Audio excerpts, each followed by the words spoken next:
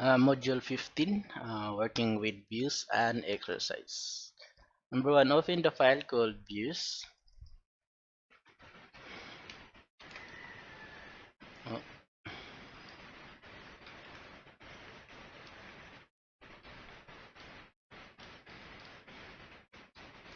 laki ah.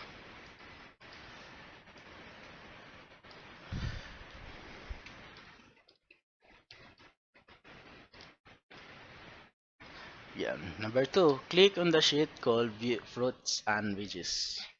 Ito yung sheet, fruit and veggies. Okay na.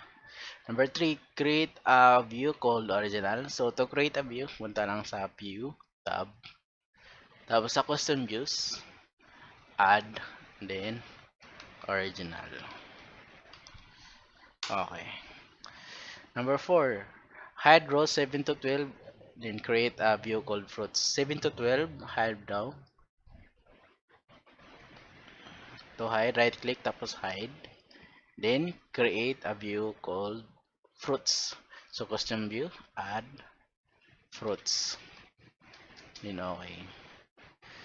Again, show the original view. So custom views, punta ulit sa original. Show, para lalabas siya ulit yung data. Then hide 2 to 6. Hide. Then row 12. Hide. Then create a view called veggies. So custom views, add then veggies. Yan. Next, show the original view ulit. Show the original views. Show. Next, using the new window button, create a second copy of this file. So, to create a second copy, then view ulit, then new window. So, automatically, meron na siyang yun, views. Ito yung pangalan ng unang views, tapos ito yung pangalawa. Next, arrange them vertically. So, to arrange vertically, punta sa original. Itong arrange all, tapos, yun, vertical. O, di ba?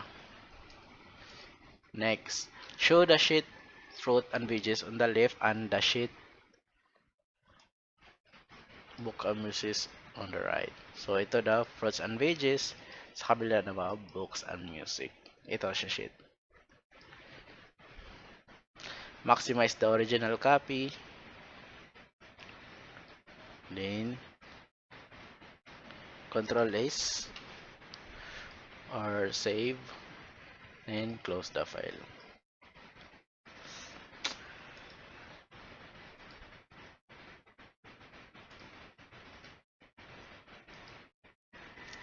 Ayun lang.